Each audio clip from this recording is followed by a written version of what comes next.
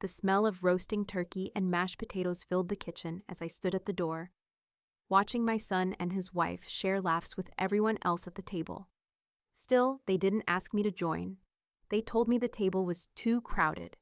My hands tightened around the door frame, the weight of their dismissal sinking in. As the clatter of silverware grew louder, I realized I'd been erased, left behind. While they celebrated, I made a decision. I cleared the table and their names from my estate. Before we begin, may I ask, where in this big, beautiful world are you listening from? It's always a quiet honor to know who's sharing this space. Drop it in the comments, and don't forget to subscribe. Marjorie's hands were tight around the edges of the 2 pies as she approached Rick and Cheryl's front door. The smell of cinnamon and apples clung to her fingers, but it did little to calm the flutter in her chest. She wasn't sure what she expected from today. Thanksgiving at Rick and Cheryl's had never quite felt like her family. But this year, she hoped it would be different. Rick opened the door with a smile that was just a little too wide. "Marjorie, happy Thanksgiving." His hug was tight, quick, as if he was already pulling away before the embrace had even started. He stepped back, gesturing for her to come inside. Behind him, Cheryl smiled, but the expression didn't quite reach her eyes. "You made it," she said, though her voice was laced with an edge of hesitation. "You brought pies?" Marjorie nodded, offering the foil-wrapped tins toward Cheryl. "Yeah, I hope they're okay." "They're fine. You're fine," Cheryl said quickly, stepping aside to let her in. The house was warm, but it felt too large, too busy. Laughter rang from the dining room, voices rising in a familiar, almost overwhelming clamor. Marjorie followed Rick into the kitchen, the noise from the other room growing louder with each step.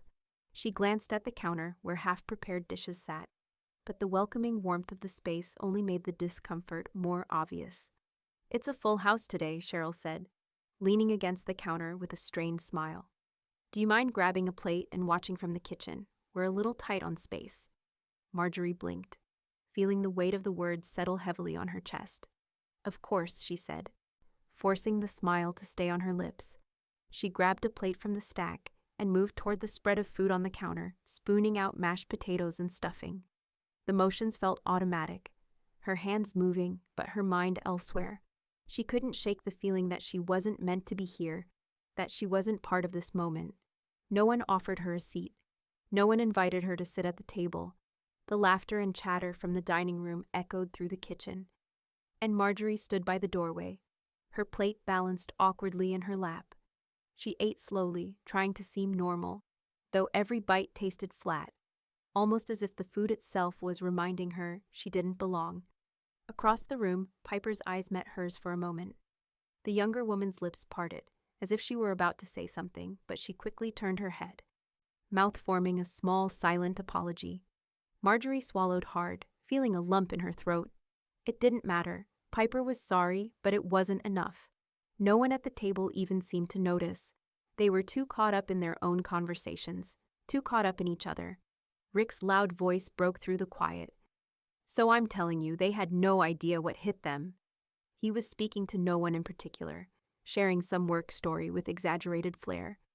Marjorie's chest tightened, but she kept her gaze fixed on her plate. She didn't want to hear it, didn't want to know. Still, no one offered her a seat. Her gaze flickered toward Piper again, but the younger woman was staring down at her plate, her hands clenching and unclenching around her napkin. Marjorie's stomach twisted. This wasn't how it was supposed to be. This wasn't how it should feel, but no one else seemed to care. She tried to ignore the loneliness seeping in around the edges, focusing on the warmth of the kitchen and the soft hum of voices. The food was good. The house smelled of familiar spices. But the isolation gnawed at her. Why had no one made space for her? Time passed in an endless loop of clattering silverware and laughter. Marjorie chewed slowly, wishing she could disappear, wishing she could slip into the background unnoticed, not the outsider, not the one left standing by the door. And then Piper stood up. Her chair scraped against the floor, loud in the quiet that followed. She looked at Marjorie, her eyes wide with something Marjorie couldn't quite place. She took a step toward the kitchen. "Marjorie?" Piper's voice was hesitant, unsure. Marjorie froze, heart thudding in her chest. The room seemed to pause, the noise from the table fading as she stared at Piper, waiting, hoping for something to change. But nothing would. Not unless Piper did something. Marjorie sat on the couch, her phone in hand, scrolling through the usual social media feed. Her thumb froze on a photo that filled the screen. A picture of the Thanksgiving spread, the plates of mashed potatoes, stuffing, and cranberry sauce, each item arranged with care on the old wooden table. The post was captioned, "Cheryl's take on a vintage recipe, passed down through generations." Her chest tightened. There, in the middle of it all, were the pies, her pies, the ones she had made, from scratch, just like her mother had taught her. The pies that had become a tradition, the centerpiece every year, but her name was nowhere to be found. There wasn't even a mention of where they came from. Her fingers hovered over the screen, the words cutting deeper than she expected. Cheryl's take on a vintage recipe. The words felt like a slap. Her mother's handwriting flashed in her mind, the loops of cursive on the yellowed recipe cards she'd kept so carefully. She remembered the way her mother's hand would shake as she'd pass down her secrets, the way each dish was a piece of their family, a piece of her. Her mother's recipes had been a bridge between them, a way to keep something of her even after she was gone. But now that piece was being erased, just like she was. Marjorie closed the phone and let it fall to her lap, her breath shallow. She tried not to think about it, but the weight of it all pressed in on her, this slow, invisible erasure, first from the table, then from the recipe. It felt like everything that made her family, was slowly slipping away. Later that day, Marjorie was at church, her voice blending with the others in the choir. The familiar hymns filled the air, but today, the sound didn't soothe her like it usually did. She hummed under her breath, the rhythm off. She wasn't even sure what she was singing anymore. Sister Helen, sitting next to her, tilted her head with a sharp look, her eyes narrowing. "You're humming angry," she said quietly, leaning in. "Who do I need to pray for?" Marjorie's breath hitched, but she didn't want to talk about it. Not now, not here. She forced a smile and tried to focus on the hymn, but Sister Helen wasn't going to let it go. Her voice softened, still a whisper. "Marjorie, you've been carrying something heavy. Let me help." Marjorie sighed, her shoulders slumping. She had always found Sister Helen's persistence comforting, but today it felt like a burden. "It's nothing," she said, glancing away. I just need some time." "Time is a healer, sure," Sister Helen said, her hand resting lightly on Marjorie's. "But sometimes, what's weighing you down needs to be prayed for too." Marjorie wasn't sure if Sister Helen could sense how deep the pain went, or if it was just her natural gift for reading people. But in that moment, Marjorie knew there was no point in hiding it anymore. She turned toward Sister Helen, lowering her voice. "Do you know a good estate attorney?" Sister Helen blinked, taken aback by the sudden shift. "Estate attorney?" she repeated, her voice quiet. "I do. Marla Kemp at Taylor & Moss. She's sharp, been doing this a long time." "I'll give you her number." Marjorie nodded, grateful for the practical answer, though she wasn't sure what it meant yet. It was a small step, but it was a step. The next morning, Marjorie sat at her kitchen table, a cup of coffee cooling in front of her. The phone sat beside it, heavy with anticipation. She reached for it, then hesitated, fingers hovering over the number she'd written down. Marla Kemp at Taylor & Moss. She took a deep breath and dialed. The line clicked, and a voice on the other end answered crisply. "Taylor & Moss, how can I help you?" Marjorie swallowed hard. "Hi, my name is Marjorie. I was given your number. I need to speak with someone about estate planning." The woman on the other end was efficient, polite. "Of course, I can arrange a consultation for you. When would you be available?" Marjorie's gaze drifted across the room, to the half-empty boxes stacked in the corner, to the stacks of old family photos still packed away. The weight of the decision, of everything she was about to unravel, settled like a stone in her stomach. She cleared her throat. "As soon as possible," she said, her voice firmer than she felt. "I need to start the process." There was a brief pause on the line, then the woman gave a time. Marjorie scribbled it down, her hand shaking slightly. When the call ended, she placed the phone back on the table. Something was starting, something she couldn't turn back from. But there was still a part of her, the part that had baked those pies, that wasn't sure she was ready to lose it all. The doorbell rang the next afternoon. When Marjorie opened the door, she found Piper standing on the other side, holding a thermos of tea. "I brought your favorite," Piper said. "No excuses, no explanations." She stepped inside without waiting for an invitation. "Thank you," Marjorie said quietly, stepping aside. Piper set the thermos down and poured them each a cup. She sat next to Marjorie, the warmth of the tea filling the space between them. After a long pause, Piper spoke. "It wasn't just crowded," she said, her voice steady but full of understanding. "They didn't want to make room." Marjorie swallowed hard, her chest tightening at the memory. She nodded, barely able to form the words. "No one offered me a seat," she murmured, more to herself than to Piper. Piper's eyes were soft but firm, with a quiet conviction. "I saw it. I felt it." She set her tea down. "You're not invisible to me." Marjorie glanced at her, surprised at how much comfort those words brought. They stayed in the silence a moment longer before Piper asked, "So what are you going to do about it?" Marjorie hesitated, her fingers wrapping tightly around the handle of her cup. "I'm changing the will," she said, her voice quiet but resolute. "Not out of anger, but to restore dignity, to make sure it's clear who I am, who my mother was." Piper's gaze softened. She reached out and placed her hand over Marjorie's. "Whatever you need," she said. "I'm here." Marjorie felt something in her chest loosen, just a little. She had carried this weight alone for so long, and now, for the first time, she felt the possibility of sharing it. They sat together for a while, letting the silence settle, before Marjorie stood. "I need to go through some of these," she said, motioning to the stacks of family heirlooms piled in the corner, boxes of old photos, china, and recipe cards that had been passed down for generations. "Let's do it together," Piper said immediately. "I can help." Marjorie opened the first box, the smell of old paper and wood filling the air. She pulled out a photo album, the edges worn from years of handling.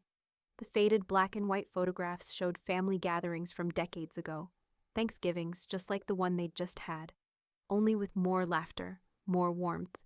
The faces in the photos seemed to smile at her, like they remembered what had been lost. Piper reached for a stack of recipe cards, the edges yellowed with age. These are your mother's," Piper said softly, her fingers brushing over the faded handwriting. "The ones you use for the pies?" Marjorie nodded, a lump forming in her throat. "She always wrote them down, every single dish. That's how I learned. She was teaching me something she'd learned from her mother, and so on." She paused, looking at the cards in Piper's hands. "Those recipes aren't just food. They're memories. They're part of who I am." Piper looked up, her expression sincere. "I can help digitize them, you know. That way they'll be safe. No one can erase them again." Marjorie's heart swelled a little. It wasn't a complete solution, but it was a start. "You'd do that?" Piper nodded, resolute. "Absolutely. Whatever you need." They continued sorting through the family treasures, photos, china, and recipe boxes, each one telling a story, each one holding a piece of her history. As they worked, Marjorie felt a quiet sense of peace she hadn't known in years. The weight that had been pressing down on her felt a little lighter, and the gap between her and Piper seemed to close with every shared memory, every shared moment. When they finished, Piper stood and stretched. "We've made a good dent in it." She glanced at Marjorie, a small, knowing smile on her face. "I'm glad I could be here. I'll help with the rest, too." Marjorie looked at her granddaughter, her heart full. "Thank you, Piper. I didn't realize how much I needed this." Piper returned the smile, her eyes bright. "I think we both needed it." As they stood together in the quiet of the room, surrounded by the history of Marjorie's family, she felt the stirrings of something new. A hope that the legacy of her mother, of their family, could be preserved, shared, and remembered. Not just by her, but by those who still saw her clearly. Marjorie stood in the dining room, her fingers brushing over the worn surface of the table her father had built. The wood had darkened with age, its smooth grain familiar beneath her touch. This table had been the centerpiece of countless family meals, holiday gatherings, and celebrations. It was the heart of the home, a place where everyone had a seat. But now it stood empty, a silent reminder of what had been lost. She remembered when the table had been filled with people, when extra chairs were added to accommodate everyone who came. Her father used to say, "There's always room for one more." And every holiday it was true. No one was left standing, no one was excluded. But now it seemed the table mocked her. The chairs were still there, but no one was coming to fill them. Her thoughts lingered as she drove to her appointment with Marla Kemp. The images of Thanksgiving, the laughter she had longed to be part of, the awkward silence, the moment she realized no one had offered her a seat, played on a loop in her mind. The erasure was more than physical. It was emotional. She had been pushed aside, her presence made invisible, her worth overlooked. She didn't know what to do about it, but she couldn't ignore it any longer.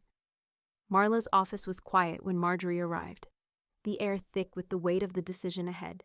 She took a seat across from Marla, who had already opened the will and was scanning the contents. "Rick and Cheryl inherit everything," Marla said, her voice calm, matter of fact. "Piper receives nothing."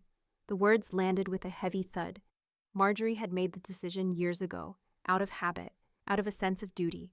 But now, sitting across from Marla, she realized how wrong it was. Piper deserved better. Piper was the one who had seen her, who had cared for her when no one else had. Yet in the will, she had been forgotten. "Do you want to reverse that?" Marla asked gently, her eyes meeting Marjorie's. "Or just revise the meaning of family?" Marjorie swallowed hard. The question wasn't as simple as it seemed. It wasn't just about money or property. It was about recognizing the people who truly mattered, who had been there when the others hadn't. "I want to revise it," Marjorie said, her voice quiet but firm. "I want Piper to be the primary heir. She deserves it. She's the one who's been here." Marla wrote down the change without question, her pen moving swiftly across the paper. "And what about Rick and Cheryl?" Marjorie hesitated for a moment. It was a hard decision, but she knew what needed to be done. "Take them out," she said, her voice stronger now. "They've had their time. It's time for things to change." Marla nodded. "And is there anything else you'd like to add?" Marjorie thought about her late husband, who had always been dedicated to giving back. "Yes," she said, her voice softening. "I want to establish a charitable trust in his name. He always wanted to help others, and I want that to continue." Marla smiled slightly, jotting down the details. "We can arrange that. It'll be done." The weight in Marjorie's chest began to lift as Marla finished the paperwork. For the first time, she felt like she was making the right decision. For so long, she had followed tradition, thinking it was the only way. But now she was choosing what truly mattered. She was choosing Piper. And she was choosing to honor her husband's legacy. As the meeting came to an end, Marjorie stood, feeling a sense of lightness she hadn't known in years. The air seemed fresher, her steps more sure. She walked to the door, but before she left, Marla spoke again. "Marjorie," she said gently, "the table will have room again." Marjorie paused, her hand on the door handle. She turned to face Marla, her eyes filled with a new determination.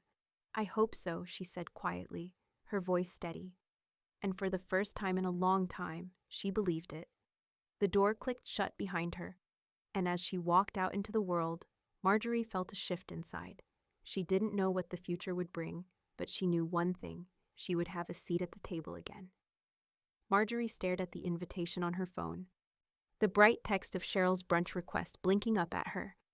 "We're doing a casual brunch on Sunday. I hope you can make it. It's at 11. Her thumb hovered over the keyboard, then hovered longer. It wasn't that she didn't want to go, it was just that she couldn't. She had nothing left to give to this, nothing left to say. No more part to play in a family that had forgotten her. She typed back simply, "I won't be able to make it, but I hope you all have a good time." The response was immediate. A thumbs-up emoji. Marjorie set the phone down with a sigh, feeling the cold emptiness of the gesture settle around her. She knew that Cheryl probably didn't even think about it. She probably didn't even realize the quiet hurt that was now in everything, the words, the silence, the easy dismissal. It wasn't intentional, but that didn't matter. The next morning, at church, Marjorie found herself sitting next to Sister Helen in the choir loft.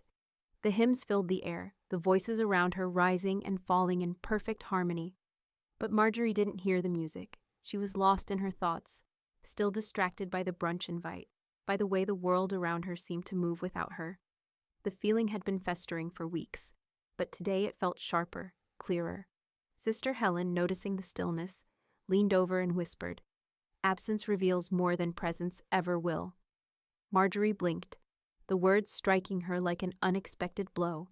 It wasn't a new phrase, but it felt like the right one at that moment. The absence, her absence, spoke volumes. It wasn't just about not being invited. It was about what the absence meant. It was about being left behind, forgotten, while the rest of the world went on. "I never knew how much I was being erased until I stepped back," Marjorie murmured, her voice barely above a whisper. The words felt raw in her mouth, but they needed to be spoken. Sister Helen's hand reached out, squeezing hers gently. She didn't need to say more. She understood. Later that afternoon, Marjorie started the task she had been putting off for months. The house had accumulated too much, things that were no longer needed, no longer wanted. She pulled out the china that Cheryl had once admired, those delicate cups and plates with gold edges that had been passed down for generations. Cheryl had always been fascinated by them, always eyeing them with longing whenever she visited. Now, as Marjorie handled each piece, she felt a strange sense of release. She wasn't giving them away just to get rid of them. She was giving them to someone who would appreciate them, who would see their value in a way the rest of her family hadn't. She started sorting them into boxes. As she worked, her thoughts drifted to Piper, who had always seen her, who had always stayed. She carefully wrote Piper's name on each box she packed. This china would go to her, all of it. She would be the one who knew what it meant, who understood the weight of the past. When Marla called later that day, Marjorie knew what they had to do. The new estate structure was finalized, and Marla confirmed that the no contest clause had been added. No one could challenge Piper's inheritance now. Marjorie felt a sense of quiet pride. This was her choice, her declaration of what mattered.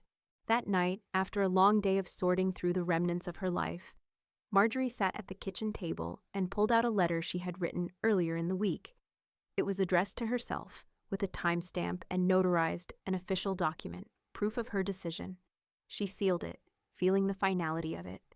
This letter was a promise, a reminder of what she had chosen. She would never forget, and neither would the world around her. She went to the post office, mailed it to herself, and watched as the envelope disappeared into the slot.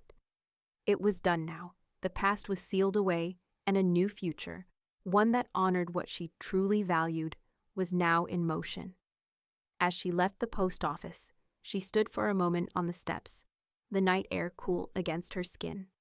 There was something heavy in the air, a sense of something coming to an end. But it didn't feel like loss. It felt like freedom. And for the first time in a long time, Marjorie felt that she had finally reclaimed her seat at the table. Rick stood awkwardly in the doorway of Marjorie's living room, his eyes darting between the old furniture, the family photos on the walls, and the carefully arranged stacks of boxes. It was his first time visiting since Thanksgiving, and the air between them felt heavier than it ever had before. His voice broke the silence, but the words felt thin, fragile. "Hey, Ma, how's it going?" Marjorie glanced up from the papers she'd been sorting through, her eyes sharp. "Fine. Just getting rid of things," she said, gesturing toward the boxes. Her voice wasn't cold, but it wasn't warm either. The words hung in the air, almost like a warning. Rick cleared his throat, uncomfortable. "Yeah. Well, Cheryl says you're doing a lot of organizing. Thought maybe I could help." Marjorie raised an eyebrow, folding the paper she was holding with deliberate slowness. She didn't answer immediately, letting the silence stretch. She could hear the faintest echo of the laughter from Thanksgiving in the back of her mind, the laughter that had been so out of place. Then, her gaze locked onto Rick's. "Was the table really too crowded, Rick, or was I just too inconvenient?" Rick flinched, his mouth opening to speak, but no words came out at first. He cleared his throat again, glancing at the floor. "It was Cheryl's idea. She just wanted it to flow better," he said, his voice wavering. He sounded like he was trying to convince himself more than her. Marjorie stood up, her movements deliberate and precise, as if she were measuring every step. She walked to the cabinet where the newly notarized will sat, pulling it out, then turning back to Rick. "I'm your mother, not a folding chair," she said quietly, her voice hard but controlled. Rick's expression faltered, and for a brief moment, He looked at her with something that could have been regret, but it quickly faded, replaced by a defensive shrug. "Ma, this is getting out of hand." She held up the will, her fingers pressing it tightly as she walked over to him. "No, Rick," she said, her voice steady but with an edge that cut through the air. "You've been cleared from the table you cleared me from." She placed the will in his hands, watching him take it without looking at her, eyes still downcast. Rick's fingers curled around the paper, the weight of it settling on his palms. His eyes flickered up briefly, and the moment of vulnerability passed just as quickly as it had arrived. "You're punishing us," he muttered. The words heavy, accusatory. Marjorie's gaze hardened. "No, Rick," she replied, her voice low but fierce. "I'm protecting what's left of me." Her words hung in the space between them, thick with finality. Rick didn't respond immediately. He shifted uneasily from foot to foot, eyes tracing the floor, the ceiling, anywhere but at her. She could see the fight drain from him. Slowly, he folded the will back into his hands, still not meeting her eyes. "Mom, this is crazy. We're family," he said weakly, his voice barely above a whisper. She stared at him, her expression unreadable. "Then act like it," she replied, her voice softer but no less forceful. Rick exhaled through his nose, frustration mounting. His eyes flicked back to hers one last time, but there was nothing there anymore. No fight, no apology, just a quiet resignation. Without a word, Rick turned, his footsteps heavy as he walked toward the door. Marjorie didn't move. She stood still, her back straight, her face calm. The door clicked shut behind him, the sound lingering in the empty space between them. She stood there for a long moment, her eyes lingering on the closed door, her hands still clenched tightly around the will. The silence was deafening, and yet it was a relief. For the first time, she felt the space around her wasn't just empty, it was hers. And though Rick hadn't said goodbye, Marjorie didn't need him to. She had already closed the door on him a long time ago. This time, she had reclaimed her seat at the table. And it was the one place where she no longer needed to make space for anyone else. Marjorie sat on the couch, the weight of the morning pressing down on her. Piper had been quiet as she handed her the phone, the bright screen showing Cheryl's post. Marjorie's eyes skimmed the image first. Cheryl, smiling brightly at a table surrounded by friends and family, the kind of picture that once might have filled her with warmth. But then her eyes dropped to the caption, "Feeling so blessed to have my family around me today, creating memories with the ones I love. Lots of grateful family, or new beginnings." Marjorie's heart sank. New beginnings. That was a phrase Cheryl had used before, but it didn't feel like a fresh start to Marjorie. It felt like a door closing. The comments flooded in beneath the post, each one offering praise for Cheryl. Thousands of likes, words of encouragement. "So proud of you. You're such an inspiration." And then one comment stood out, buried beneath the flood of others. "You're so brave. Aging relatives can be so manipulative." The comment stuck to her like a stain she couldn't scrub off. She wasn't manipulative. She had simply wanted to be part of her family, to share a meal, to not feel invisible. Piper sat beside her, watching Marjorie's face harden. "I'm sorry, Grandma," she said softly, the words almost too quiet to hear. "I didn't know if I should show you, but I thought you should see it." Marjorie handed the phone back without saying a word. She didn't need to read the rest of the comments. She had already seen enough. The silence in the room grew heavy as Marjorie processed it. She wasn't just erased from the table. She was now framed as a burden, someone to be pushed aside. Her heart twisted, but there was no time to dwell on the hurt. She was done staying quiet. That night, Marjorie sat at her kitchen table with a pen and a notebook, a new resolve rising in her chest. She hadn't written in her journal for months, but tonight it felt necessary. She opened to a fresh page, the ink from the pen smooth on the paper. "I was raised to stay quiet. I'm unlearning that." She paused, the words sitting on the page as the weight of them settled around her. It was the truth. She had spent her life trying to avoid conflict, to be the peacekeeper, to bend to others' expectations, but not anymore, not after everything. She knew what she had to do. The next day, Piper came over, her laptop open in front of her as Marjorie sat beside her at the kitchen table. Marjorie had already drafted the first lines of an op-ed. The words felt sharp, almost foreign to her, but they felt right. The guest who wasn't welcome. She hadn't settled on the title yet, but it was close. "It's a start," Piper said, reading over her grandmother's shoulder. "But I think it needs to be more direct." Marjorie nodded. She wasn't used to speaking so plainly, but something inside her urged her to push the boundaries. "I want it to sting," she said quietly, her voice steady. "I want people to feel it, like I did." Piper helped her refine it, line by line, editing for clarity, cutting unnecessary words, sharpening the message. They stripped it down until it was short, sharp, unflinching. Each word was deliberate, each sentence purposeful. By the time they finished, Marjorie felt something inside her shift, like the weight of years of silence had finally been lifted. The following day, Marjorie sent the draft to Marla, unsure of what kind of response she would get. Marla called her a few hours later, her voice calm but approving. "It's powerful," Marla said after reading it through, "and unslanderable. No one can touch it legally. You've made your point without crossing any lines." Marjorie breathed out slowly, the relief settling in her chest. She had expected resistance, but instead, she had found validation. Her words had weight now.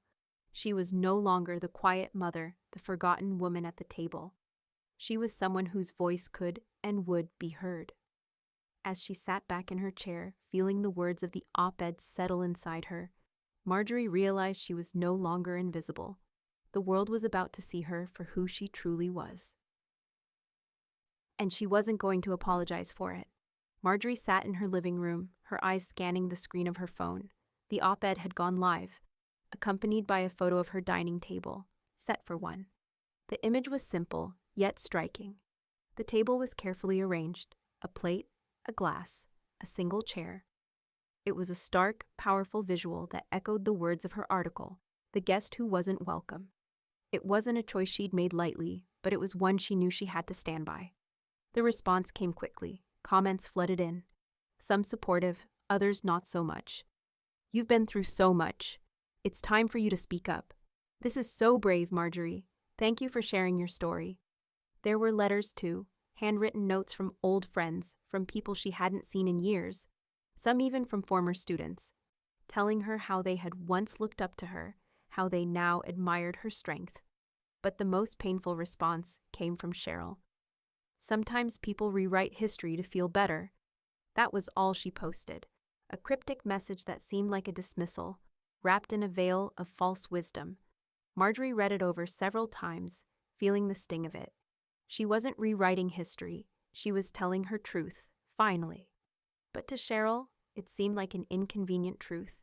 Marjorie set the phone down, exhaling sharply. She had expected this, but it still hurt.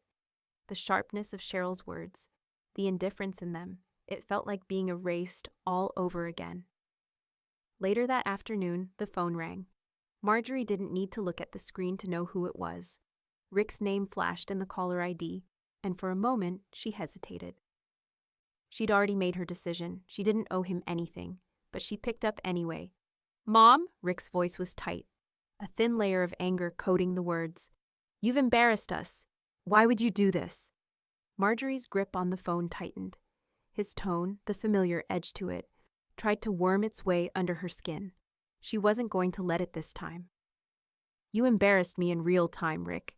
You and Cheryl both." Her voice was steady, calm, but the weight of the truth pressed behind it. There was a long silence on the other end, and she could hear Rick's breath catch, the uncertainty in it. He didn't have a response, not one that could change what she had said, what she had done. Finally, he muttered, "I don't know what happened to you." Marjorie's lips pressed together. "I know exactly what happened to me, Rick," she said, the finality in her tone making the words feel like an ending. "I just stopped pretending." The silence lingered for a long beat before Rick finally hung up. Piper appeared at the door later that evening, her expression unreadable. Marjorie stood by the window, watching the sky darken, and when she heard the knock, she didn't need to ask who it was. Piper stepped inside, her eyes scanning the room before landing on her grandmother. "You said what needed saying," Piper said quietly, her voice unwavering. There was no judgment, no hesitation, just the truth of her words. She wasn't surprised by Marjorie's actions. She had known this was coming. Finally, she added, almost as an afterthought, as if the wait had been too long. Marjorie smiled, the weight lifting slightly. "It feels like a beginning, doesn't it?" she murmured. "Not an end." Piper nodded, her eyes full of understanding. She could see it now, the change in her grandmother. The woman who had been silenced for so long was finally finding her voice. The next morning, Marjorie was surprised to find her op-ed featured in the Oak Hollow Church's Sunday Bulletin. A quiet rebellion, she thought, but one that would matter. It was small, but it was something. The bulletin didn't boast large circulation, but it didn't matter. This was a community that mattered to her. It felt like a full circle, a sense of recognition that she hadn't expected, but now couldn't ignore. As she sat there reading, the weight of the day settled in. She was no longer invisible, no longer hidden behind the walls that had kept her silent. The words she had written, words they couldn't unread, had become part of something larger. And as much as the world might try to rewrite history, her place in it was now etched in stone. Her phone buzzed again. This time, it was a text from Piper. "I'm proud of you, Grandma." Marjorie smiled to herself, her fingers hovering over the phone. She didn't need anyone else's approval anymore. She had finally found the strength to be seen. And no one could take that from her. Marla sat across from Marjorie in the small, sunlit office, her hands folded neatly on the desk. A few final papers in front of her, the final trust. Marjorie's signature was the last step, the last moment to seal everything into place. Piper sat beside Marjorie, her fingers twitching slightly, a mixture of anticipation and respect for the moment. The weight of the decision wasn't lost on her. It was the end of an era and the beginning of something new. "This is it, Marjorie," Marla said softly, pointing to the document in front of them. "The house, the accounts, the art, all of it will go to Piper. It's all outlined here. You've made sure she's protected." She paused, looking up at Marjorie, eyes searching for any sign of doubt. "Are you sure?" Marjorie glanced at Piper, who met her gaze with quiet reassurance. The house had been the place where so much had happened, both love and loss. It was time to pass it on, time to let Piper carry it forward. "I'm sure," Marjorie said, her voice steady, the decision final. She signed the first page, her hand not shaking as she thought it might. This was right. This was the right thing to do. Marla flipped through the pages. "And as we discussed, a portion of your assets will be donated to Oak Hollow's Food and Fellowship Program. You've always wanted to help those in need. This is your chance to make that happen." She looked at Marjorie for confirmation, her eyebrows raised. Marjorie nodded. "They'll do good with it. It's where I want it to go." The food pantry, the community dinners, they had always been a cause close to her heart. Even as the world around her shifted, she wanted something solid to remain, something that didn't bend with time or change. The next page brought them to the part that mattered most. And here, Marla continued, "We have the no contest clause, explicitly excluding Rick and Cheryl from anything in the trust. No one will be able to challenge this." Marjorie took a deep breath, the weight of it all settling in her chest. She wasn't angry anymore. It wasn't about retribution. It was about protection, her protection, Piper's protection, the ability to choose without guilt, without fear. She signed the page, the pen moving with purpose. There was no hesitation now, only clarity. Later, Marjorie sat at her kitchen table, the one that had been passed down for generations, the table that had once been the center of so many holidays, so many celebrations, a table that had been more than just a piece of furniture. It had been a symbol of connection, of family, of belonging. She had decided what to do with the rest of the furniture, the pieces that had been left behind, the antiques that held memories but no longer fit into her life. She had donated them to a shelter for women starting over, giving them a new life, a new purpose. She knew those items would be appreciated by people who needed them most. They would help others build their own sense of home, just as the table had once helped her. But not the table. The table stayed. It was the only thing she couldn't part with. It wasn't just wood. It was everything that had come before, everything she had learned and experienced. She wasn't ready to let it go, not yet. She had too much to honor, too much to preserve. She smiled as she ran her fingers over the smooth, worn wood. This table would stay with me, she thought. It's the only thing that truly understands me. The next day, Piper came over, her laptop open, a gleam of purpose in her eyes. I've been working on something, she said, sitting next to Marjorie at the table. I think it's time for a place where people can share their stories. Real stories, like yours. Marjorie looked at her, curiosity flickering in her chest. What do you mean? I've built a website, Piper said, her fingers flying across the keyboard. It's called The Real Table. A place for people to talk about what it means to belong, to be seen, to have a seat at the table. She glanced up, meeting Marjorie's eyes. A place where you can tell your story, and others can tell theirs.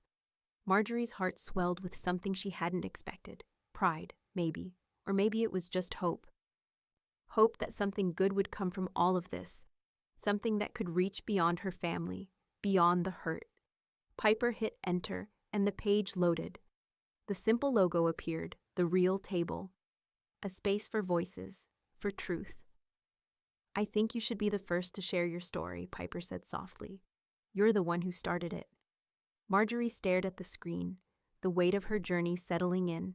She had reclaimed her place, she had found her voice, and now it was time for the world to hear it. And the real table would be where it all began. Marjorie sat at the front of Oak Hollow Church, the pew beneath her worn and familiar, but today it felt different. The light that filtered through the stained glass windows warmed her face, but it was the quiet hum of anticipation that kept her still. She was there to receive an award, the church's annual community recognition for someone who had contributed selflessly to the betterment of others. It was an honor she hadn't expected, a recognition that felt long overdue. Yet despite the honor, there was still a part of her that felt like this moment was coming too late, like she should have been seen long before now. Piper sat beside her, her hand lightly resting on her grandmother's arm, a quiet gesture of support. She had insisted on accompanying Marjorie for the ceremony. This is your moment, Grandma, Piper had said, her voice full of pride. When the award was presented, the congregation clapped, and for a moment, Marjorie felt as though she was truly being seen. Her years of quiet sacrifice, of holding the pieces of her family together, had led her here, and though the applause felt good, it felt hollow too. Rick wasn't there. He hadn't shown up, and Marjorie didn't need to ask why. He was too busy with his own life, too involved in his own version of the story. Still, the absence stung, more than she had anticipated. Cheryl's passive-aggressive post on social media came soon after the ceremony. Toxic matriarchs expect the world to bend to their whims. Let go, or the world will let you go, it read, accompanied by a picture of a pristine table setting that she'd shared at a recent gathering. Marjorie's fingers hovered over her phone, the words feeling like a slap. Toxic matriarchs. She wasn't toxic. She wasn't the one who had built walls, but in Cheryl's mind, that's how it had always been framed. She set the phone down slowly, feeling the weight of the words but refusing to let them drag her back into the place she had once occupied, the quiet, invisible place. The next day, Piper published an essay on The Real Table, her words sharp and unflinching. You Sat Us Down But Shut Her Out was the title, and it resonated with caregivers everywhere. The essay reflected on how the dynamics of caregiving, especially in families, could be skewed by those who failed to recognize the value of the person who had always held the family together. Piper wrote about her grandmother, about Marjorie, as though she was a forgotten hero, someone who had been sidelined despite her years of dedication. The essay went modestly viral, especially in caregiving communities. The response was overwhelming. Letters, messages, and comments flooded in from people who had experienced the same kinds of erasure, people who had been made to feel invisible in their own families. It was a confirmation of what Marjorie had known all along. Her story wasn't unique. It was a shared experience, one that countless others had lived. Piper beamed with pride as she read through the comments, knowing her grandmother's story was now being heard on a larger scale. Marjorie, on the other hand, simply sat back, a soft smile on her face. She wasn't sure if it was pride, relief, or something else, but it was a quiet satisfaction. Later that afternoon, as Marjorie looked out at the yard, something shifted within her. She had long wanted to honor her parents, to create something lasting that could be shared with the community. She stood up, her decision solidifying in her mind. "I think it's time," she said to Piper, who was sitting nearby, her eyes focused on her laptop. "Time for a bench, in honor of my parents. A place where people can rest, reflect, and take a moment to breathe." Piper looked up, her eyes lighting with understanding. "A bench?" Marjorie nodded. "Yes, a bench for the community. I want it placed by the church, near the food program, where people can sit, where they can belong." Piper smiled, already knowing what would come next. "I'll help you design it. What should the plaque say?" Marjorie thought for a moment, her gaze settling on the space outside the window. "It should say, 'Everyone deserves a seat, especially the ones who set the table.'" The words felt right. They were simple, but they carried the weight of years of unspoken truths, of quiet sacrifice, of lives spent in the service of others. It wasn't just about the bench. It was about honoring the people who had always known the value of a seat at the table, even if they were never offered one. The following week, the bench was installed, and the plaque was carefully placed. Marjorie stood in front of it, taking in the smooth lines of the bench, the quiet significance of the moment. Piper stood beside her, her arm linked through Marjorie's. "Now, it's there for everyone," Piper said softly. "A place for all those who've never been given a seat." Marjorie smiled, her eyes full of something soft and knowing. "Yes, it's theirs now, and no one can take it away." As they stood there, in the calm silence of the afternoon, the wind carrying the scent of the nearby flowers, Marjorie knew one thing for sure. She had finally found the place where she belonged. And it would always be her seat at the table. The afternoon sun poured through the office windows, casting long shadows across the table where Marla sat, her fingers tapping lightly on the folder in front of her. Her calm demeanor didn't fool Marjorie, who watched her lawyer with a quiet, knowing gaze. Marla's expression was one of cool professionalism, but there was an edge to the way she handled the next motion. This wasn't just business, it was personal. "Rick's claim isn't worth the paper it's written on," Marla said, her voice steady but with the sharpness of someone who had done this 1,000 times. "But we'll have to file a motion to dismiss. His challenge is rooted in old wounds, not legal grounds." Marjorie nodded, her gaze focused on the papers. There had been no surprise in Rick's actions. He had always found a way to challenge what he couldn't control, but this time there would be no room for negotiation. "Do what you need to do," Marjorie said, her voice firm. She wasn't afraid anymore. She wasn't going to let him take anything from her, not her peace, not her future. Marla worked quickly, filing the motion to dismiss Rick's claim. The courtroom battle was brief, but Marla's expertise shone through, her arguments sound and her evidence solid. Marjorie sat in the front row, feeling a quiet sense of victory rise within her as the judge delivered his ruling. "The claim is dismissed. Rick's challenge nullifies his eligibility. He is not entitled to contest the trust," the judge declared, his voice clear and final. The words echoed in Marjorie's mind, a powerful affirmation of everything she had fought for. Her hands, once shaking with uncertainty, were now steady, her heart unburdened. Rick had made his move, but it had cost him more than just money. It had cost him his place in her life, in her future. "Piper," Marjorie said softly, her voice full of quiet satisfaction, "they sat you out. Now they're locked out." Piper looked over at her grandmother, a smile tugging at the corner of her lips. She hadn't doubted the outcome, but seeing it solidified was something else entirely.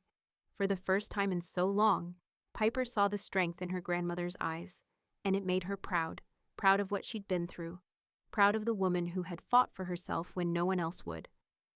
Later that evening, Marjorie sat by the window, watching the sunset streak the sky with colors that mirrored the shift in her life. Her phone buzzed on the table beside her, the familiar notification tone pulling her from her thoughts. She reached for it slowly, her eyes narrowing when she saw the name on the screen. It was a video message from Cheryl. Marjorie hesitated before pressing play. The video began with Cheryl's face, drawn, tear-streaked, her eyes red. Her voice cracked as she spoke. "I've made mistakes. I've hurt people I love, and I want to apologize. I see now. I see how wrong I was." Marjorie stared at the screen, but she didn't watch. She wasn't interested in apologies anymore, not from someone who hadn't earned them. Instead, she picked up her trowel and started digging into the soil of the garden. The daffodils she'd planted last spring were in full bloom, their yellow petals stretching toward the sun. Marjorie's hands moved with purpose as she planted new bulbs, each one a small symbol of her rebirth, her reclaiming. The phone buzzed again, but Marjorie didn't reach for it. She didn't need to see Cheryl's face. She didn't need to listen to the words. She had already heard enough. The next day, as she walked to church for Sunday service, Marjorie ran into Sister Helen in the churchyard. The older woman's eyes softened as she saw Marjorie approach. "You look well," Sister Helen said, her smile kind but perceptive. Marjorie nodded, the weight of the past lifting from her shoulders with each step. "I'm getting there," she replied quietly, "but I'm learning to close the gates where I need to." Sister Helen's eyes darkened for a moment before she spoke, her voice filled with a wisdom that Marjorie had always respected. "Forgiveness isn't a seat, it's a gate. Yours is closed, and that's all right. You've earned that peace." Marjorie stopped walking for a moment, absorbing the weight of the words. For so long, she had tried to forgive, to understand. But now, it wasn't about forgiveness. It was about protection, about preserving the space she had worked so hard to carve out. She smiled softly at Sister Helen. "Yes, I think you're right." Sister Helen nodded, as if understanding something deeper than words. "And you have a right to protect what's yours, to stand in the light of the truth." Marjorie stood there for a moment, the gate of her heart closing to some, opening to others, and realizing that it was exactly as it should be. The seat she had fought for was hers. No one could take that away. Marjorie sat at her kitchen table, stirring a cup of tea, when the email notification pinged. Her fingers hesitated before opening it. Eden Duval. The name wasn't unfamiliar. Piper had spoken of her before. Marjorie had never met her in person, but she had heard about the daughter of an old family friend, someone who had heard stories about Marjorie but never truly known her. The email was short but pointed. "I heard stories about you. I don't think they were all true." A breath caught in Marjorie's chest. There it was, an invitation to a new chapter, a chance to be seen not for the rumors, but for the truth. She didn't hesitate long before replying. "I'd be glad to meet." The meeting was arranged for the following week. Marjorie, always careful, spent the morning preparing a quiet, simple lunch: fresh bread, cheese, a pot of homemade soup. Nothing extravagant, but enough to welcome someone into her home. When the doorbell rang, Marjorie's heart skipped a beat. Piper greeted Eden first and ushered her in, her eyes gleaming with a mixture of excitement and understanding. As Eden stepped inside, her gaze swept the room before landing on Marjorie, who stood in the kitchen with a calm smile. "Hi, Marjorie," Eden said, her voice soft but clear. She extended her hand, her fingers warm from the cool autumn air.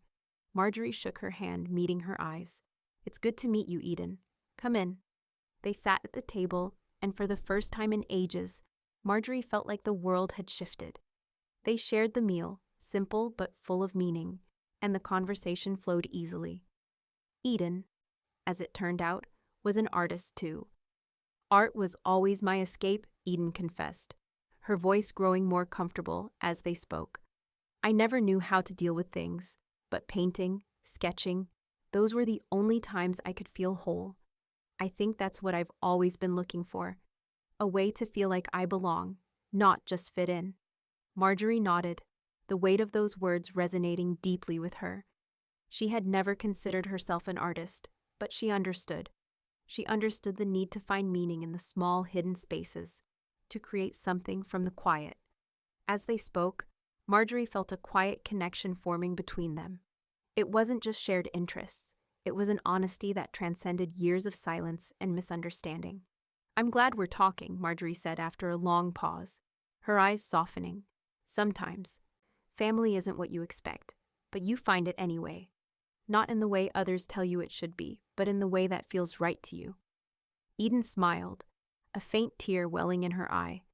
"I never knew family could feel like this," she said, her voice full of quiet awe. Marjorie smiled gently.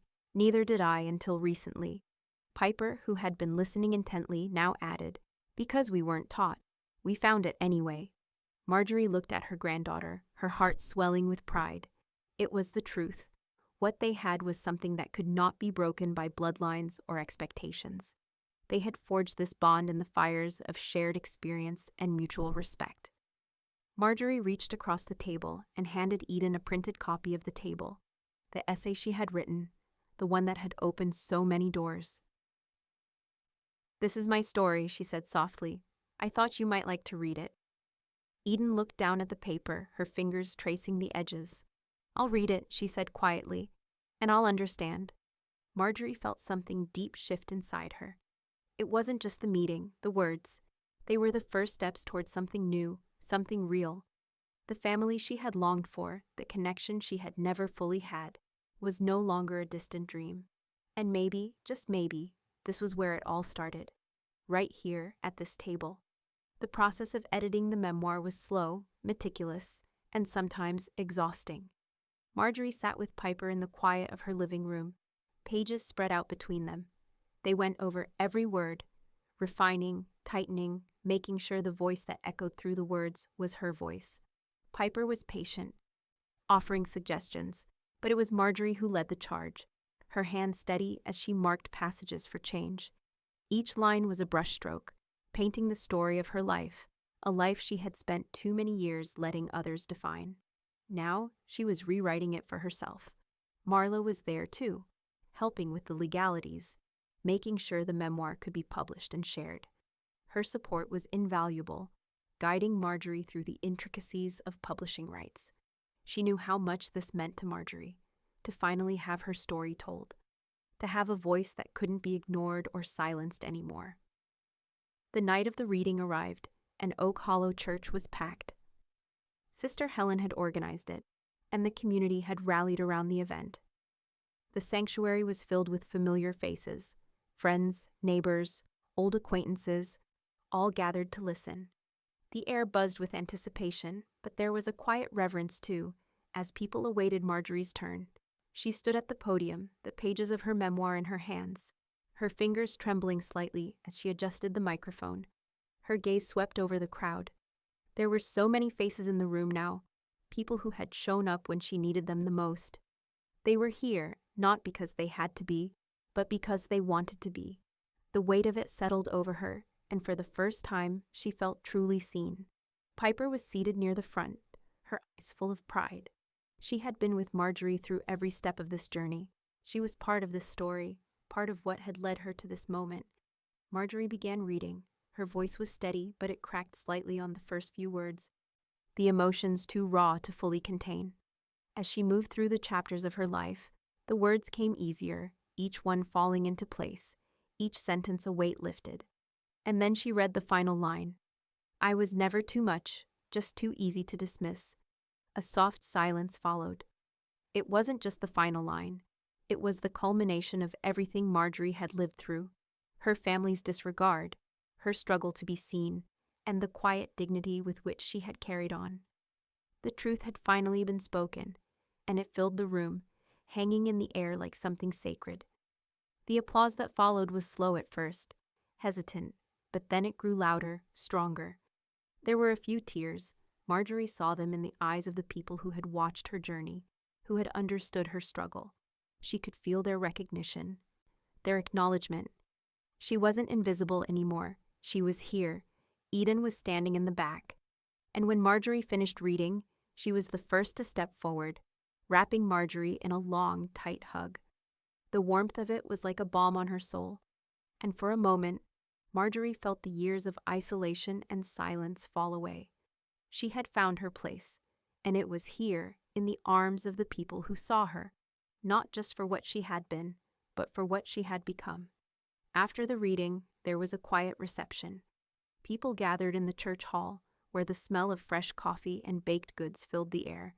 It was a celebration, but it wasn't about the memoir. It was about Marjorie's place in the community, the seat she had earned.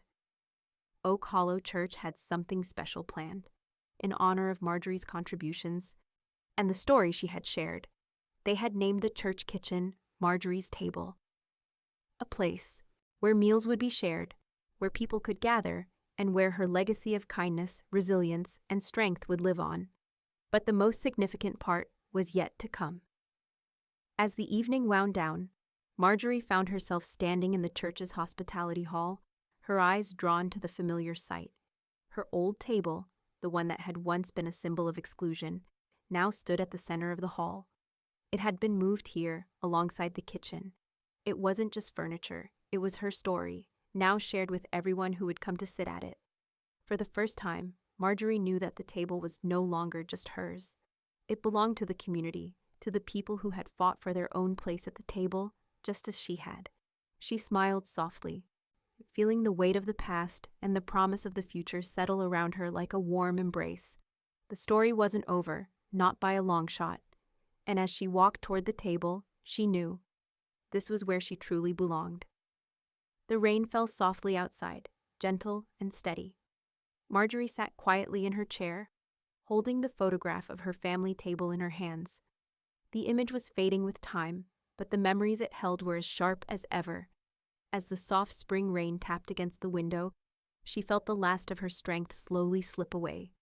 Her chest rose and fell with the faintest breath, the image of her table, set for one, pressed to her heart. And then, with that final whisper of a breath, she let go. Marla arrived a few days later with a quiet purpose. The letters were neatly arranged in her hands, each one sealed and addressed: Rick, Cheryl, Piper, Eden. Marjorie had made her choices, and now the words she had left behind would speak for her. Rick was the first to receive his letter. His face darkened as he read it. "You made space for everyone but me." His eyes flickered up, the weight of the words pressing on him. There was no rebuttal, no defense he could offer. The space he had failed to recognize was now glaringly empty, and the sharpness of Marjorie's words was a reminder of all that he had missed. Cheryl's letter was next. Her fingers trembled as she opened it, her gaze flickering between the words. "You curated holidays, not connection." The words were simple, but they cut deep.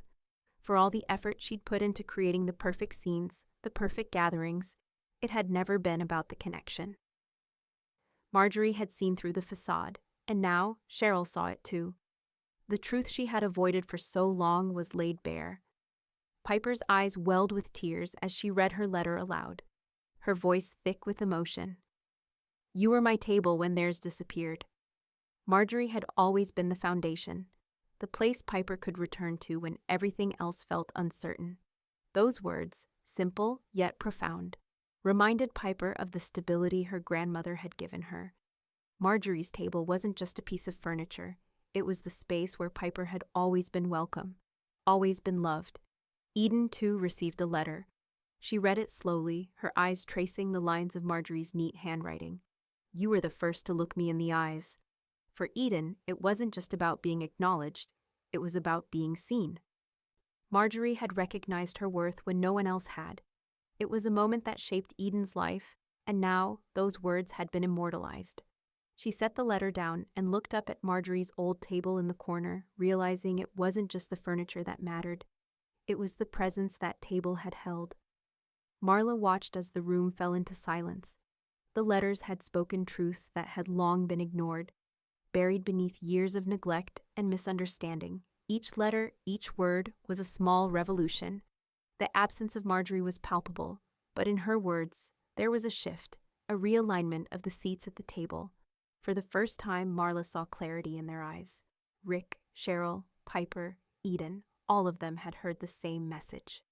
And though the past couldn't be rewritten, this moment was a beginning, a moment of acknowledgement, of change. As the rain continued to fall, it felt like the earth itself was washing away the old wounds, creating space for something new to grow. The finalization of Marjorie's estate was quiet, almost anticlimactic. But it was the end of a long journey, a journey that had begun with pain and silenced years, and now concluded with a sense of peace. Piper, her granddaughter, stood at the helm, the steward of the legacy Marjorie had built. The house, the accounts, the art, all of it now belonged to her. But it was more than just assets. It was the weight of a history, the responsibility to carry forward a story that had often been ignored, erased, or silenced. Piper knew the significance of the moment. She had been Marjorie's witness, her support, her unwavering presence. Now, as she walked through the rooms of her grandmother's home, she felt the weight of the legacy in a way she hadn't before. The house was a monument to resilience, to quiet strength, and it was hers to protect now. The trust that Marjorie had set in motion continued to grow. What had once been a personal decision became a regional grant for caregivers and elders, a legacy that stretched beyond family, beyond bloodlines, into the community. It was a way to honor the lives of those who had cared for others, who had been ignored in the quiet spaces of their lives, just as Marjorie had been. The grant helped fund resources, supported respite programs, and provided financial assistance to those who had given their lives to the care of others. The memoir, The Table, was adapted into a podcast, and soon it reached new ears. People across the region heard Marjorie's story and shared their own. Stories poured in, stories of erasure, of neglect, of being made to feel small. They sent letters, emails, and voice recordings, each one a testament to the universality of Marjorie's experience. Her words had struck a chord. The table wasn't just her metaphor, it was theirs too. One day, Marjorie's phone rang with a message from Cheryl. It was a simple text. "I want to talk. I want to make things right." Piper read it with a sense of quiet certainty, but she didn't respond. She had already made her decision. There was no room at the table for people who had never acknowledged the space they'd taken. Some things couldn't be undone, and Piper knew that it wasn't just about forgiveness. It was about protecting what remained. Marjorie had given enough of herself. Now it was time for Piper to carry the weight alone, if necessary. Meanwhile, Eden had found her voice in ways Marjorie never had. She was invited to speak at a panel on caregiving, her presence a symbol of the change that had come from Marjorie's story. Standing at the podium, Eden spoke with clarity and conviction. "My great-grandmother taught me what a seat at the table really means." Her words echoed in the room, a ripple effect of the truth that Marjorie had instilled in her. Eden had found her place, and in doing so, she had helped others find theirs. And then, in the final act of a long story, the last copy of the table was placed inside Oak Hollow's archive. It wasn't a museum. It wasn't a display. It was a quiet, reverent space, a place where history could be remembered and shared. The table was no longer just Marjorie's. It was part of something larger. It was a legacy that had been passed down, not in the way her family had expected, but in the way it was meant to be. Marjorie's final line echoed in the stillness of the archive, a whisper against the weight of the years. "They told me the table was too crowded, so I cleared it, starting with their names from my estate." And with that, the space around the table was empty. The seats were clear, and for the first time, the room was hers.